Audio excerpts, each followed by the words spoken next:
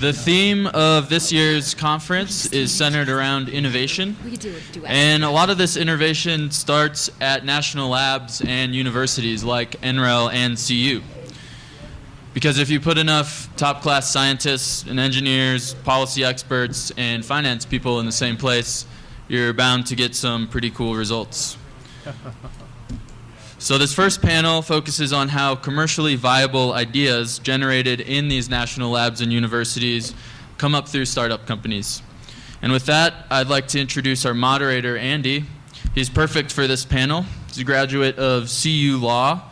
He is currently an entrepreneurial fellow at the Silicon Flatiron Center and the director of the CU New Venture Challenge, which cultivates ideas started here at CU and helps turn them into companies. Andy? All right, great. So we're sharing a microphone so everyone can hear me, and if you can't at any point, just, let me know somehow. So I'll go ahead and go down the line here and do some brief introductions on each of the panelists, and then we will come back and then we'll give a minute spiel on who they are and describe how they kind of fit into things here at the conference today. So to my left is Beth Hartman. She's a project manager of EPRI, the Clean Energy Incubator Network. To her left, we have Loren Burnett, who's the CEO and founder of e-Chromic. To his left, we have Dr. John Francis, the CEO of FASTCeramics. To his immediate left, we have Eric Payne, a senior licensing executive at the TTO out of NREL. And then finally, we have Michael Carr, a licensing associate here at the TTO office at CU. So we'll go ahead and start with Beth. Okay, great. Thank you, Andy. So for those of you who aren't familiar with EPRI, the Electric Power Research Institute, it's a nonprofit research group serving utilities that generate over 90% of the energy in this country and in about 30 other countries around the world. It was started in the early 70s after a huge blackout in the 60s, left about 30 million people in the dark, and Congress decided that wasn't really cool. So they formed EPRI to serve as a research group for all the utilities in the country to make sure that they kept the lights on going forward. So EPRI, in partnership with NREL, recently launched the new Clean Energy Incubator Network. We launched last month at the ARPA-E Innovation Summit in DC. And this network aims to form more of a community for existing clean energy incubators and accelerators around the country so that they can learn from each other, share best practices, and do a better job supporting the entrepreneurs that are going through their programs in all regions of the country. Prior to EPRI, I was a research associate at eSource, which is a local energy efficiency group here in town. And before that, worked at Simple Energy, a startup that makes Facebook games to encourage people to compete with their friends and neighbors to save more energy. So tapping into that behavioral motivation side of human psychology. And before that, I was the old Andy, actually. I was a fellow at Silicon Flatirons 4 years ago, I think. So I helped manage the CU New Venture Challenge there several years ago. Thanks, Beth. Loren? Hi, I'm Loren Burnett, e-Chromic Technologies. We have licensed technology out of NREL, worked very closely with Eric, who you're going to hear from in a bit. We licensed technology began the process about 4 years ago. It came out of the lab at NREL. It's for reflective electrochromic thin film. And what's different about us than everybody else is that we can, because we're reflective and not absorptive, we can retrofit existing windows, which creates an opportunity for a huge energy savings. Overall, we anticipate that we'll reduce air conditioning loads by about 35%, which is a significant potential savings for both obviously cost as well as reduction of CO2 going to the atmosphere. So we had, once we entered into the agreement with NREL, we basically then entered into another agreement for effectively sponsored research, what they call a cooperative research and development agreement. So we paid NREL for the next 3+ years to basically be our R&D shop. So using their tremendous scientific talent and world-renowned electrochromic experts, as well as their phenomenal lab of technology. So we were there for a little over 3 years, and we have recently moved out to our own lab, a shared lab, which is in just north of Oakland in California. Prior to that, I'm a serial entrepreneur, so this is my 5th startup, and everything before this has really been in the software space. So, but the reason that the connection is that when I was doing the software stuff, I got involved with tech transfer and created a couple of companies around some technology that we transferred out of Columbia University and James Madison University. So looking for the next great tech transfer opportunity, came across this at NREL about 4.5 years ago is when I first saw it. And the rest is history. It's things are going well, and we're excited to continue a relationship with NREL. Great. Thanks, Loren. Dr. Francis? Hi, I'm John Francis. I did graduate work here at CU, and I graduated in the summer of 2013, and we took the graduate work and turned it into SBIR, which folded over into a new company, which we called FASTCeramics, and FAST is Field Assisted Sintering Technology, and the company is still going today, and we're still growing slowly and trying to turn the technology into something viable and commercial. Great, and I'm Eric Payne. I'm at NREL's Tech Transfer Office. I came to NREL about 5 years ago, actually from the University of Illinois in Urbana-Champaign, where I was involved in the $500 million BP Energy Biosciences Institute that was focused on renewable biofuels from perennial grasses, miscanthus in particular. I managed the licensing group at NREL on a base of about $350 million worth of federally funded R&D. We file about 150 patent applications and license about half of that, including to companies like Loren's. NREL has a long track record of really platform, world-changing innovation, all the way from photovoltaics to enzymes that are involved in industrial biosciences, the cellulases, glycosylhydrolases, electrochromics, wind design, and everything in between. So, thank you. My name is Michael Carr, and I came from the University of Illinois at Chicago in December of 2013. We work here in the tech transfer office here at CU. We manage the intellectual property of the research that comes out of CU and all 4 different campuses. My office and myself specifically deal with inventions that are done here at Boulder and at the Colorado Springs campus. My background is in chemistry, so I do a lot of materials, a lot of chemistry, which leads into the energy space. I'm dealing with a couple of different startups in this area right now, and really have been enjoying my time here in Boulder, really getting to see a lot of the new technologies, especially in the energy space. Great. Thanks, all. So let's jump right into it. Beth, I'm going to start with you as a bit of a level set here. You've worked with a lot of clean energy startups over the years, and a lot of students who've worked on startups over the years. So in your experience, how many clean energy startups have come from nationally funded research labs or universities? Be qualitative or quantitative.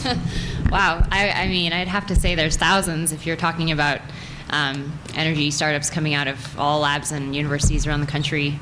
I think the real question is how many of those technologies become viable companies. And so you could have the best technology idea in the world, but if you don't have a good business plan and the ability to communicate effectively what you're working on, it might not go anywhere, even if you've got, a molten salt nuclear reactor that's going to power the world for the next 75 years on waste and save everybody. If you can't actually do that pitch and get some investment, it might never happen, which is sad. So I would say thousands. A majority? Majority. Of companies are coming out of national labs, or in this sector in particular? In this sector in particular, I think it would be safe to say majority are coming out of labs and universities because of the intense amount of research and IP that's necessary for these types of, hardware-based technologies. But there are also a lot of innovative businesses that could be considered clean energy that aren't so reliant on technology. So we've got Tesla, which is a great new technology, but then we have Uber, which makes a more efficient use of existing transportation resources. And so you could argue that that is a clean energy company as well, because it's using resources more efficiently. So innovative technologies, yes, mostly out of universities and labs. Innovative business models that also could be considered clean energy, they could come from anywhere. Great. So obviously that kind of underscores the importance of dealing with the university when developing these technologies, which it's great that we have 2 experts from tech transfer offices here on the panel. So Michael, I'm going to go to you next, and just kind of For a layman, explain what technology transfer is. Yeah. Technology transfer is, as I kind of talked about in my introduction, is the management of the intellectual property assets that are developed at the university or at the national lab. So research money, especially federally funded research money, comes into the university, and through that research, inventions are made, new technologies are developed and discovered. At that point, those are disclosed to my office, and we handle the management of the intellectual property, which could include patenting. If it's software, it could include a copyright, and the assessment of that intellectual property. That's the first part of our job. And then the second part is to actually go out and to license or commercialize that technology in whatever way is appropriate. That could be, if it's far enough developed, it could be licensing to a big company. For the most part, though, a lot of these will need further development outside of the lab.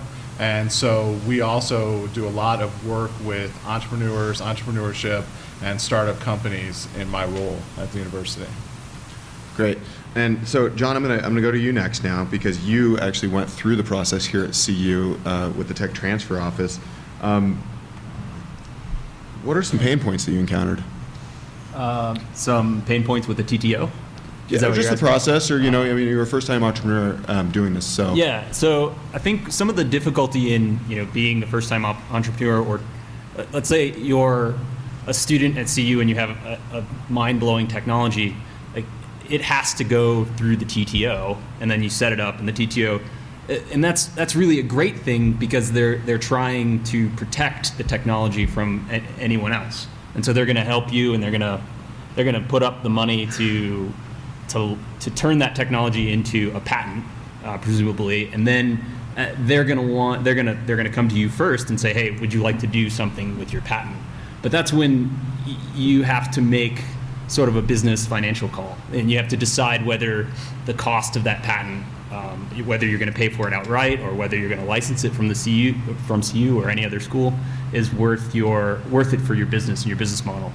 And but the nice thing about it is, or at least something that you can all be confident is the TTO tends to be on your side. They really want you to have that technology, but it does have a dollar amount to them, so you have to.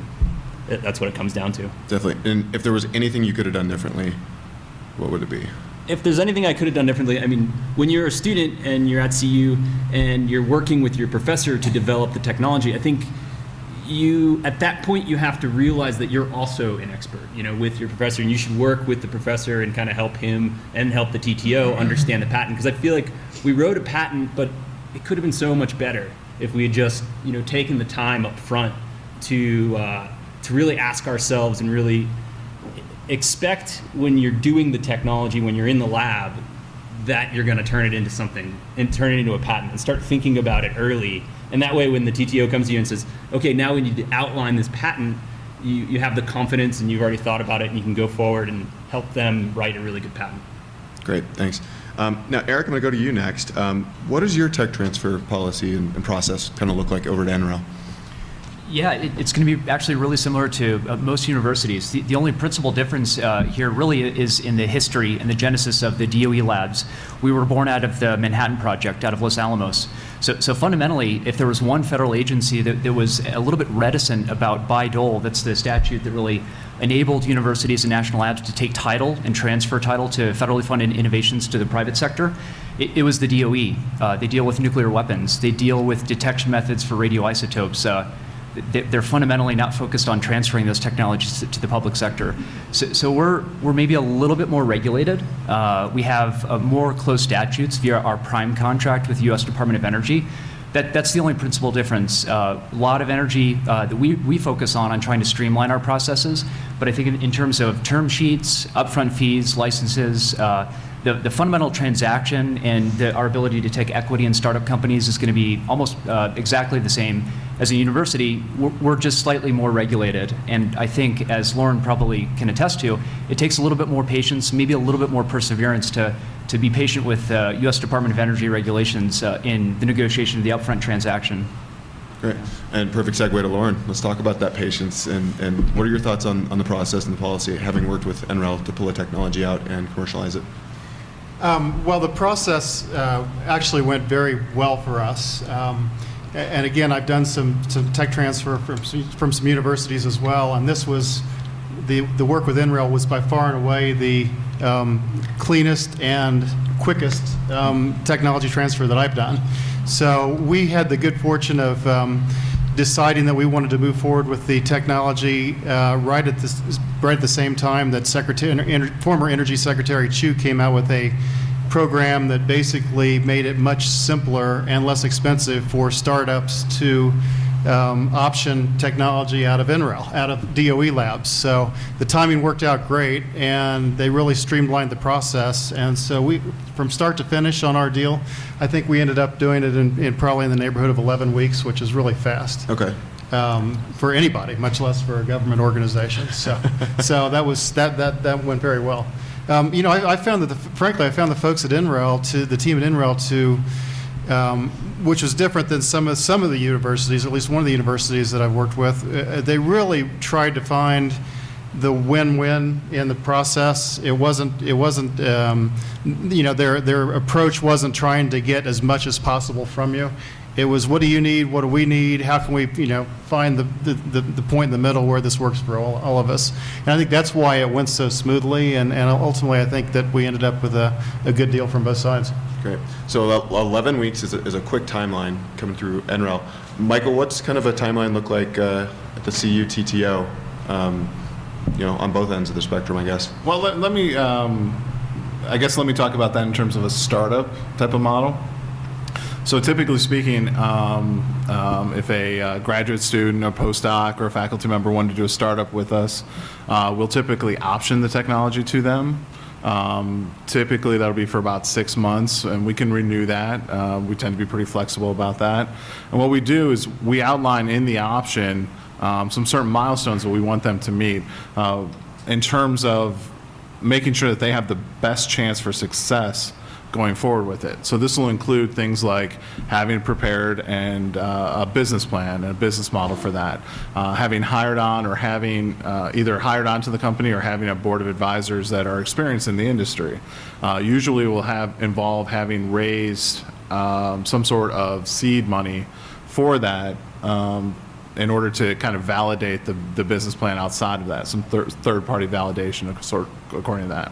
So basically that kind of, until the company can get to that point, that's the timeline necessary before we'll license it to the company as well. So that can take anywhere from 6 months to maybe a year and a half. And then once that happens, we have, it usually takes a couple months to negotiate the license after that point, maybe 3 months. Okay, great. So Beth, I'm going to come back to you. First, explain what an incubator is. Yes, sir. I think the easiest way to explain what an incubator is to contrast it with an accelerator. So I've spoken to David Cohen at Techstars about this, and he would say that an accelerator is a more short-term kind of boot camp style program for entrepreneurs to go through in 3 or 4 months. They have a very standardized curriculum, and typically he would say that an accelerator would take some equity out of the company, whereas an incubator tends to be a more long-term kind of customized experience for the entrepreneur, maybe several years working with folks at a university and other experts on the technology, and usually involves some element of a co-working space. So their business model tends to be based on providing services and renting out space for those entrepreneurs to be in an environment where they're all working surrounded by other innovators in the same type of industry. So these incubators that are in the new Clean Energy Incubator Network are all focused on clean energy type of technologies, and that can range anything from solar and wind to transportation, storage, you name it, pretty much anything that reduces the carbon impact of our energy system. So yeah, I would say that's the main difference between an incubator and an accelerator. But they can both be very effective programs for entrepreneurs depending on where you're at with your company and your technology. So both are essentially about, guiding people to resources, and working with a lot of these first-time entrepreneurs, especially in the clean energy industry. Have you seen any common resources that they absolutely always seem to need right out of the gate? Yeah, I would say the mentoring element is a really core component of both the accelerator and the incubator. Usually they focus very strongly on their mentor network and building that out, sustaining it, making sure that entrepreneurs have access to experts in their area, so that they can, really explore the market and the customer. Speaking of the customer, it's very, very important for incubators and accelerators to encourage the entrepreneur to go out and do customer discovery, pursuing that lean startup methodology, doing just interviews with hundreds of customers if possible, to really validate that the problem you're working on is a problem that they actually need you to solve for them. So make sure you're not building something that nobody wants to buy. And so those two things, providing a mentor network and pushing entrepreneurs to really go out and do customer discovery, I've seen are both really important elements of both incubators and accelerators and helping those things grow. Another kind of easy way to think about the difference between an incubator and an accelerator is an incubator is kind of like where you would plant the seed in the soil and watch it slowly grow over time, whereas an accelerator is more like you have this small plant, you want it to go really fast and get really big really quickly. So you start with an existing company and scale it. Incubator might start with just a technology or an idea and get it into a company. Great. So we're hearing a bit of a theme here in terms of resources and getting them to projects associated with clean energy. We're hearing mentors is a good first resource that's always needed. The ability to understand how to commercialize the technology and then get market validation. And these are all resources that are not necessarily inherent to research labs or university lab setting. So Eric, I'm going to go over to you now and ask, how does the TTO at NREL kind of help cultivate a lot of these resources to help your would-be entrepreneurs? Yeah, that is the perennial challenge for us. The R&D, I don't mean to minimize what's being done by the many of the PhDs that we have at NREL, but in contrast to the commercialization, the hard job that John and Loren are doing, that is the heavy lift. And so in order to make that easier, we can do a lot on the transaction side in terms of taking equity in lieu of cash, trying to be as smooth as possible with the negotiation of the license. But really, at the end of the day, I think it comes down to early stage capital to fund some really early activities to understand the techno-economics, the feasibility of the underlying technology. What Loren took out of the laboratory was pretty rough, as a matter of fact. And I think a lot of entrepreneurs, when they come to a lab or university, they're looking for products. We don't license products, as a matter of fact. We license innovations and intellectual property that if you just read the patent application, most people with PhDs would scratch their head to say, this hasn't been enabled, or this really isn't functional. So resources to prove feasibility, to prove techno-economic, that you can make money off of this, to understand the policies that are behind a broad-scale adoption. If it's a new biofuel technology for isobutanol, if there's no subsidy for that fuel, you're dead in the water. So to understand, all the types of pretty sophisticated calculus behind taking something very nascent, very early stage from a lab into the private sector is a huge challenge for us. Now, at NREL, we have access to DOE funds to do not a dollar-to-dollar match, but at least to assist companies that sponsor CRADAs, Cooperative Research and Development Agreements, so that if a company comes in, takes a license to an early stage technology, and it needs $500,000 of additional R&D to get to a prototype or to get to proof of concept, the U.S. Department of Energy will actually subsidize the cost of that CRADA. And that's a huge resource. We'd love to build that program to be more broadly available. We also have the NREL Commercialization Assistance Program, where we essentially recycle license revenue. And it's 40 hours of free consulting for local, national, energy, small to medium-sized entities, where you can get access to our facilities. We have some world-class facilities at NREL that really aren't available anywhere else in the world. They're simply too expensive. And if you've got a definable project for an early stage renewable energy technology that needs some additional development, we'll pay for it. And at the end of that, we'll give you a report and you'll own the data. But we could be doing more. So I'd love to hear some other ideas about what we could be doing better to make John and Loren's job easier. Well, Loren, we'll go to you on that question, I suppose. What do you think? Well, Eric touched on it, and that is that I think in the past, tech transfer tended to transfer technologies that were a little more baked, so to speak. And I think with budgetary cuts and constraints and so forth, particularly on the government side, what comes out are something that's way before any sort of prototype. It's an idea, it's a patent, there's some research on it, but there's a lot of heavy lifting that's got to take place once you get involved with a project. So, I think that is probably one of the major things. I would love to see things come out that were more prototyped and a little more baked, but I think that all of this is a function of budgetary constraints within the university or within the lab. Now, Michael, the CU TTO has a different set of resources than NREL inherently. So how do you guys kind of tackle the resource issue when it comes to commercialization or helping entrepreneurs get, the help they need? Well, yeah, we do have, obviously we have different resources and stuff like that.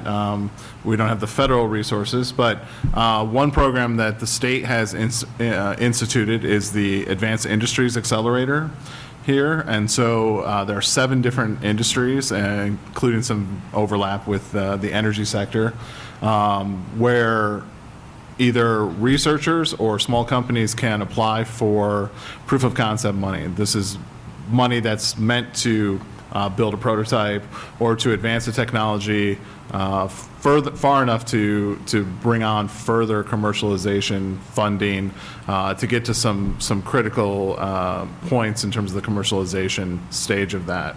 Our office also works with the Innovation Center of the Rockies here, and so that is a network. It's based, I think it's based in Boulder here, and they have it's basically a Rolodex full of various different experts from the area. And actually not just the area here, it's actually all over the country.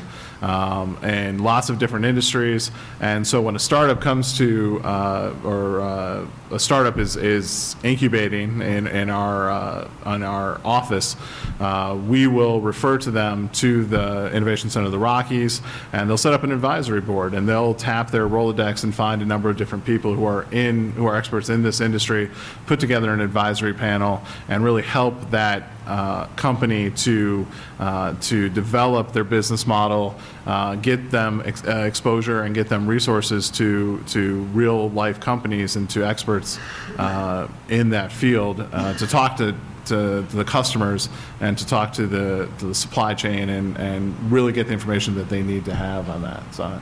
See, I'm glad I asked what an incubator was. That's good. So, we're also working with the NVC as well, working with the new track, the research and development track, which Andy is very intimately involved with. So another resource for the students to be able to help develop business models, and then hopefully we'll be seeing those taken further into startup companies. I'd love to see that too. That's right. Yeah, and I'd just like to add, I think that the New Venture Challenge is a really great platform for entrepreneurs to help go through the process of commercializing their technology here at the university. And last year, one of the winners of the NVC went on to go through the TechStars Accelerator program here in Boulder. So there can, that was a really cool success story to have the entrepreneur from this university go on to that nationally recognized accelerator program. Well, then the other co-winner went on to the I-Core program in DC for the more technical ideas. I love it. You guys are plugging my program. I didn't even have to do it myself.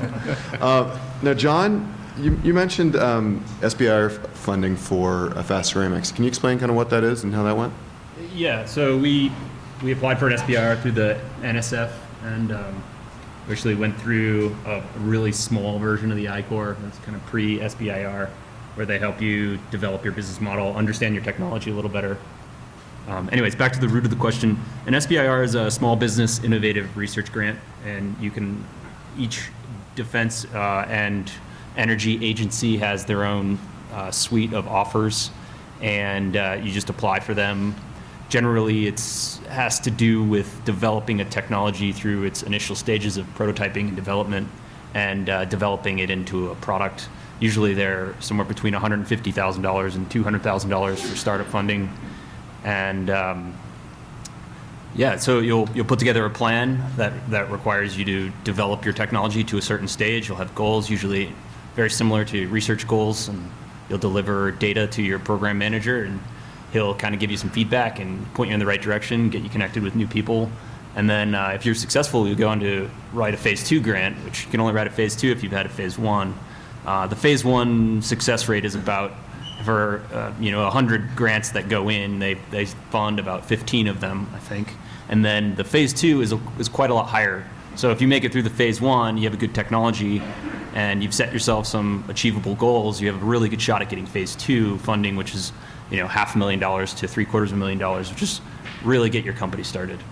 And so the phase 2 hit rate's somewhere in the 50 to 60 percentile rate.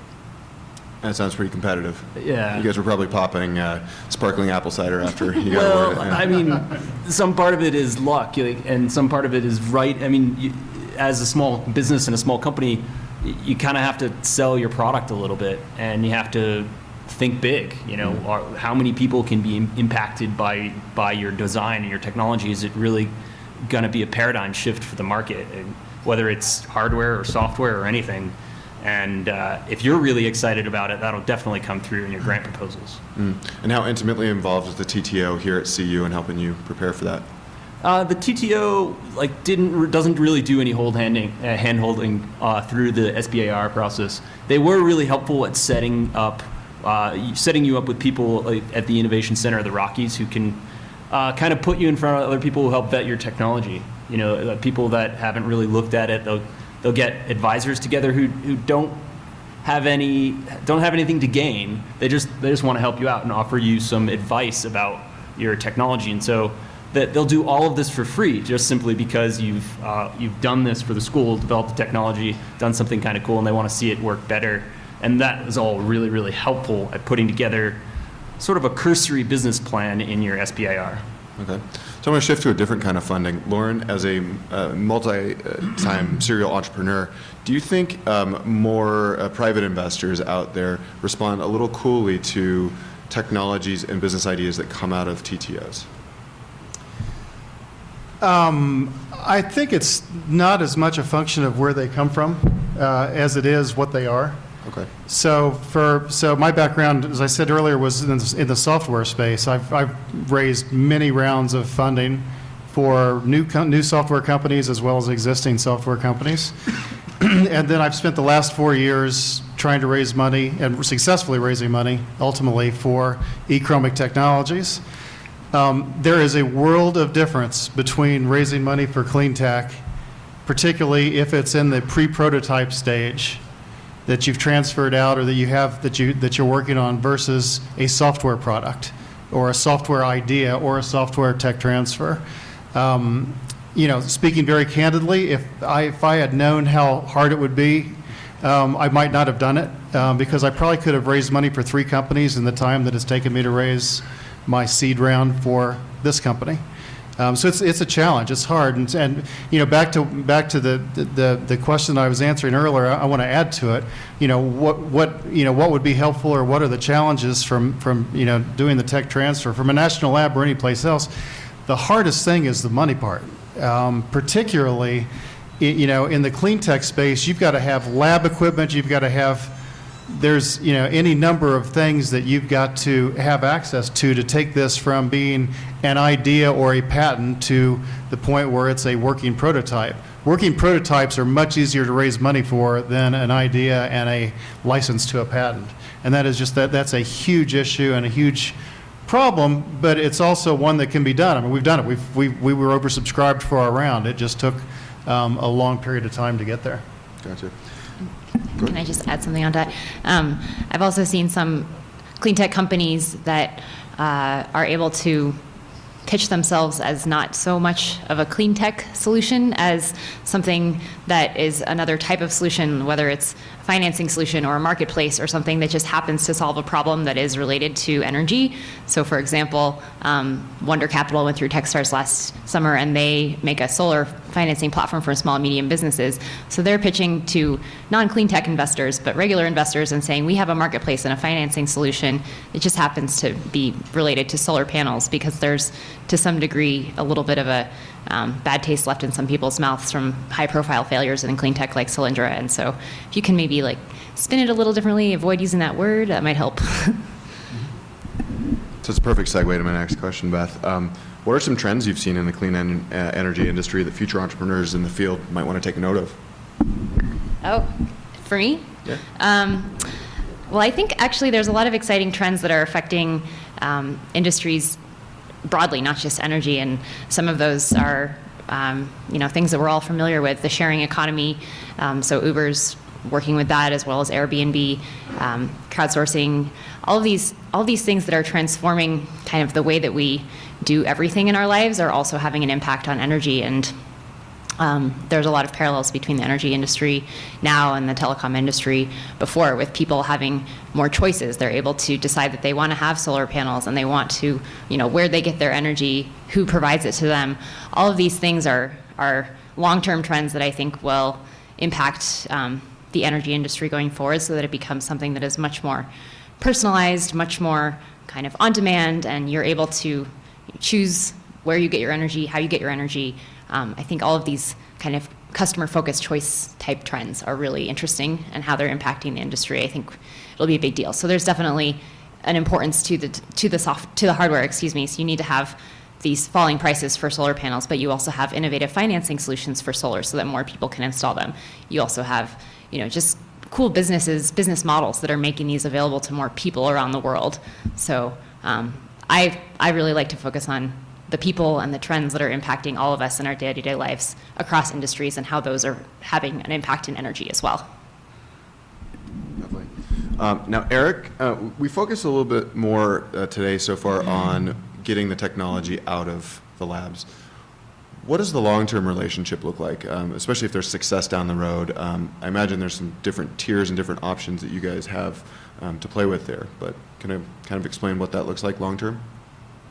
Between technology that comes out of the lab and NREL going forward.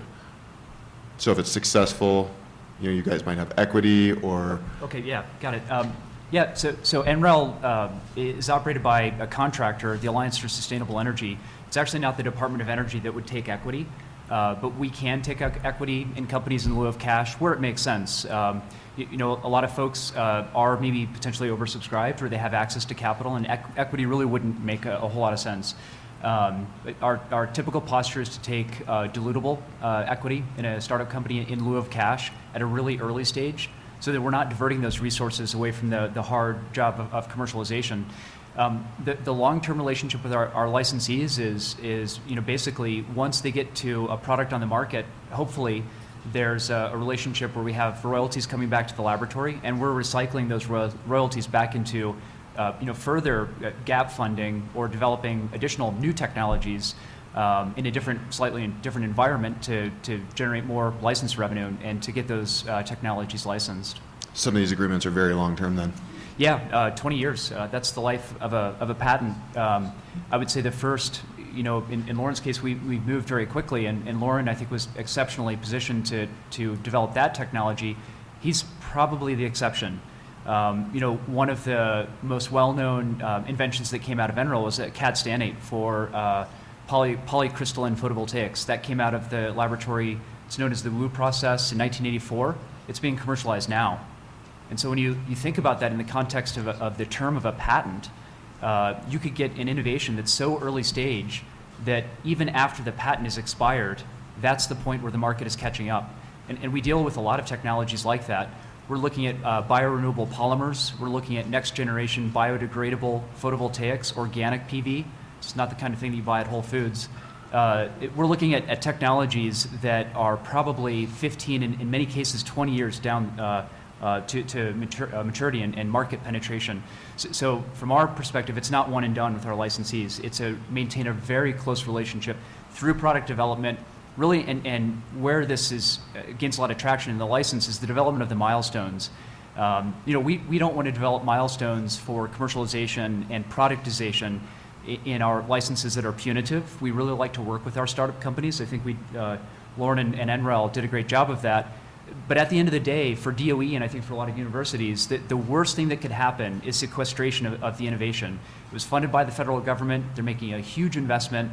Shelving of the technology over 20 years through an exclusive all fields license where you don't have any sufficient clawback provisions is probably the worst thing that can happen. Even worse than getting no money for the deal. So from that perspective, we work all the way from license negotiation through the life of the patent, in many cases, 20 years, to make sure that's successful.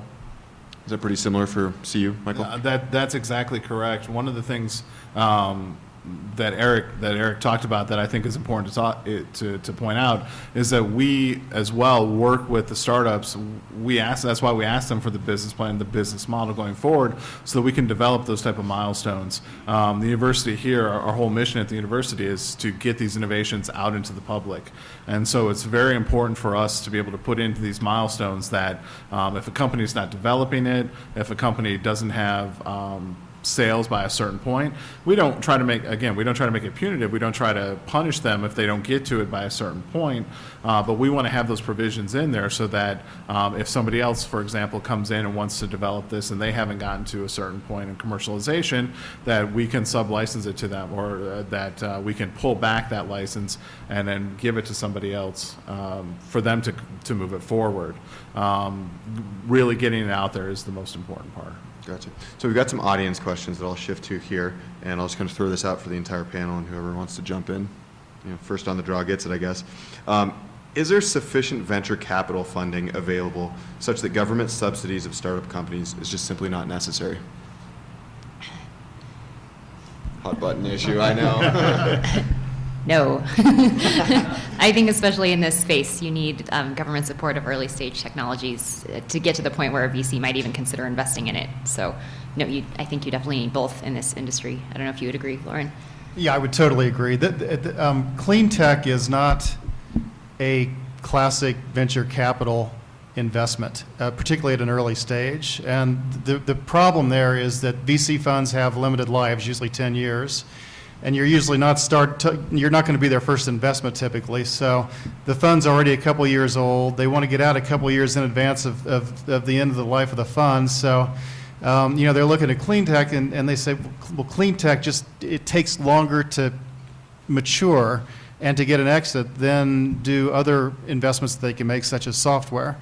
And so they really have much more of an interest in software types of technologies and much less of an interest in clean tech technologies. And that is, so I really have spoken to very few venture capitalists, talked to a few, and frankly just confirmed what I just said.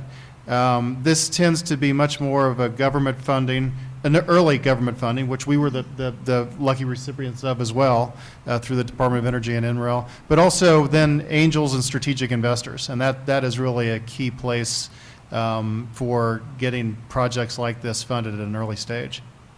And I just wanted to add that you can make software that is clean tech software. Like you could make software that is for home energy management systems, and a classic example of a focus on hardware without thinking about the software is maybe utilities deploying millions and millions of smart meters without thinking about how that smart meter data was going to be presented to the customer so that people actually understood, what their energy use meant and how could they take actions in their home to save energy and money and change their bill. So I think you could look at a software play in the clean tech space.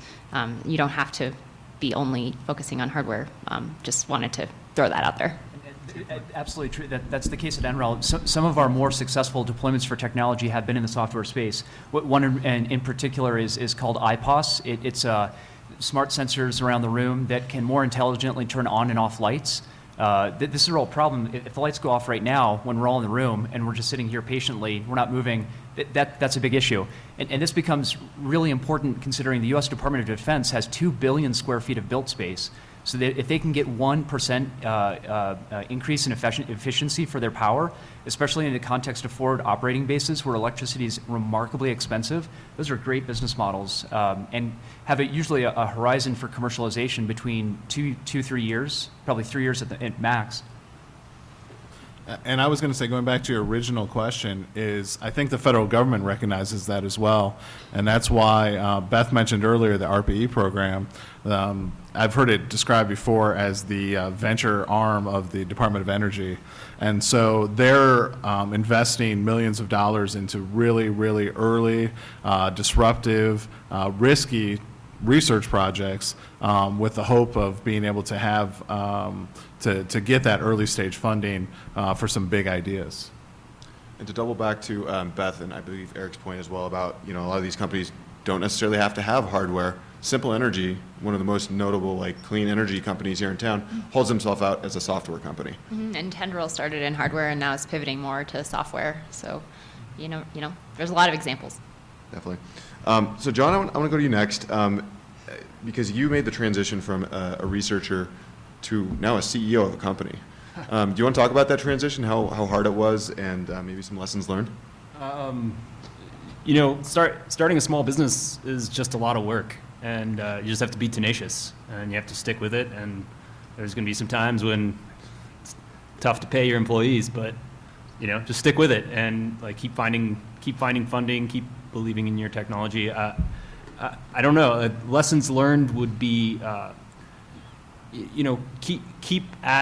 keep looking at the government, keep applying for grants, but don't always count on that money coming in. And there's a lot of other ways to bootstrap your company. One of the ways that we do, we have smart people that work with us, and so we can do consulting as well, and that's done a lot to help bootstrap our technology along to the point where we get closer to commercialization. And I think that's what I would do, just stay tenacious. Is there anything in particular that aided this transition, be it an advisor, a mentor, maybe a class you took? I don't know. 5-hour energy. Not sleeping, yeah. It was, I would say, by and large, it was the foresight of the advisor I had at CU. This is a technology that's commercializable, and give it a shot. And then, you go out there with a really good idea, and you put some work into it. And I think a lot of times these agencies, the DOE, the NSF, and others are willing to recognize that. They're willing to see that a lot of it's the disruptive technologies and the disruptive ideas really come from the students and the people at school. And so I think they're looking for the next good one, and that's where I started. Okay, so we have another audience question here, and this is a little open-ended, so respond how you choose.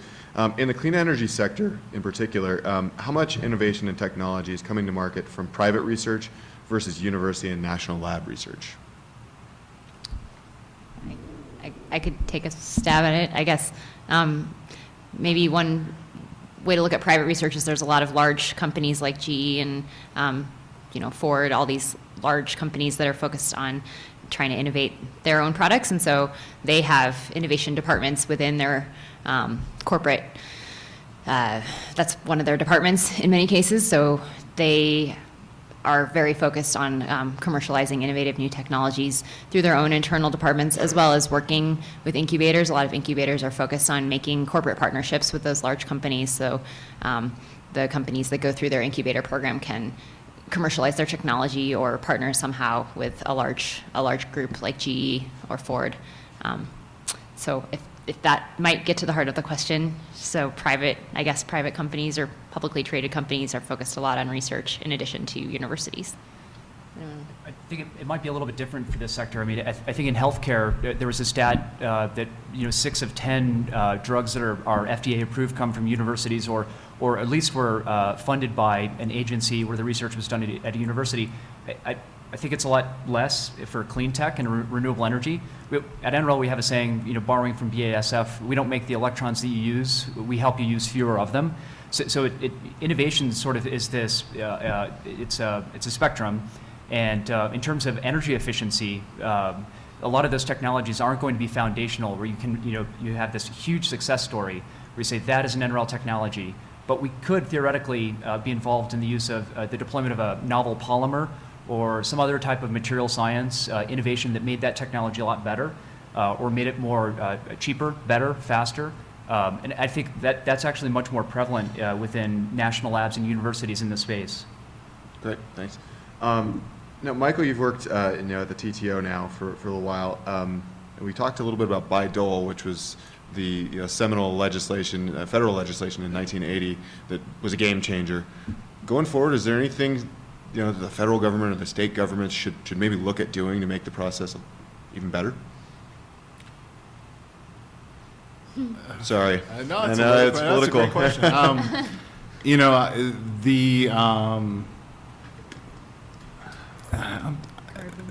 The big thing that's recently changed, and Eric, I'm sure knows about it as well.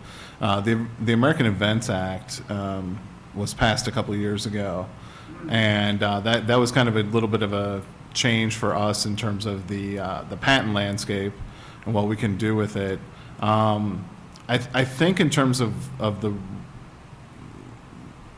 nothing on that level of the Bayh-Dole Act, really.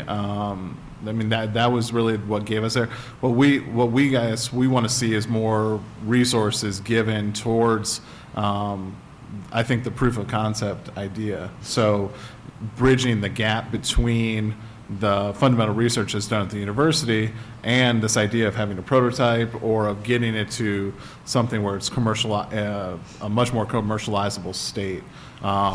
They call it the Valley of Death. I hate using that term, but it's well known, and I think the more that the government could do to help us narrow that gap or to eliminate that would be something that would help out a lot. And if we're getting political, I'll just add a really great comment that I heard yesterday at a Clean Tech Forum conference in San Francisco. Nancy Fund, who's an investor in clean energy, was going through some of the myths of the clean tech sector and busting them. And she said, one of the myths is that the clean tech sector is only viable because of subsidies, and that's just not true. I mean, it's cost competitive even if those subsidies are phased out. And if you want to really talk about subsidies, look at the subsidies for fossil and nuclear that have been around for hundreds of years. So let's talk about that. Another thing I just wanted to mention, well, we're never going to have a carbon tax, but FEMA, I think yesterday, did say that states that are preparing their emergency response plans have to specifically prepare for climate change caused issues like rising waters and more intense storms, and they have to include that language in their preparation plans. So states like Florida that have outlawed the use of the term climate change or global warming might have to rethink that. All right, so politics. Yeah.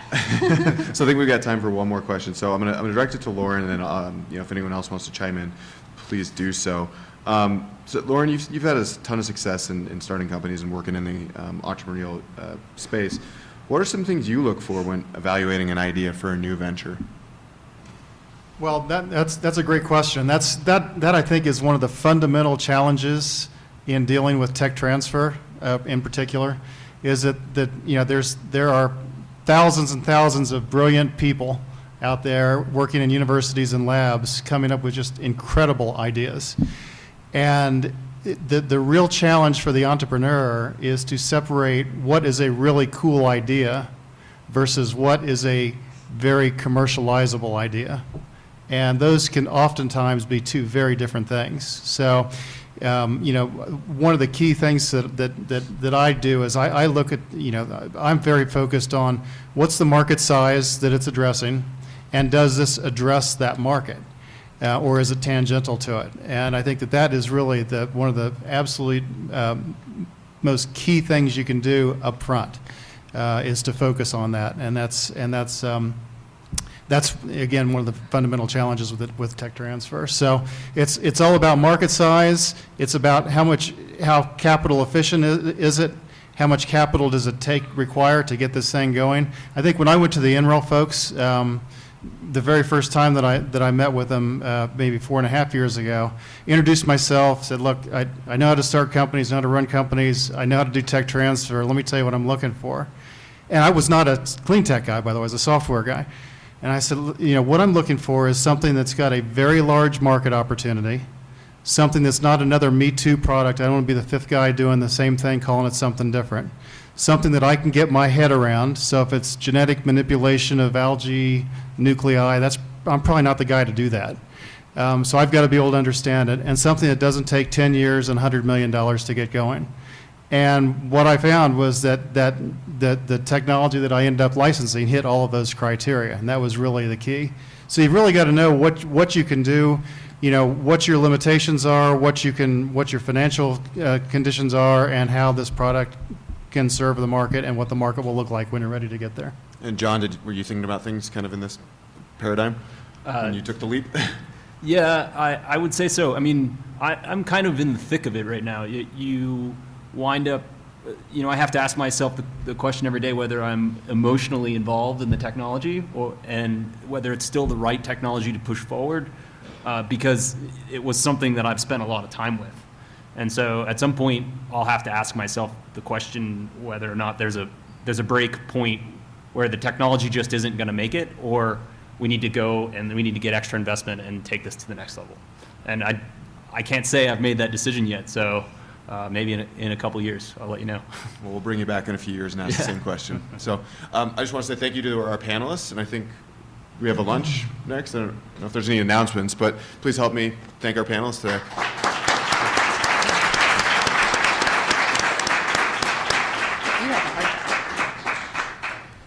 Yeah, I'd just like to relay CU Energy Club's appreciation for your time and perspective.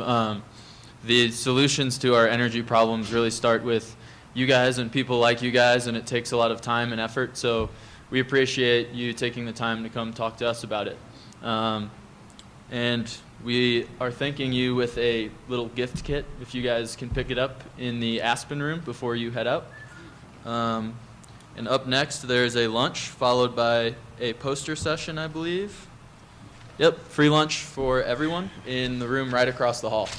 So have at it. Thanks again.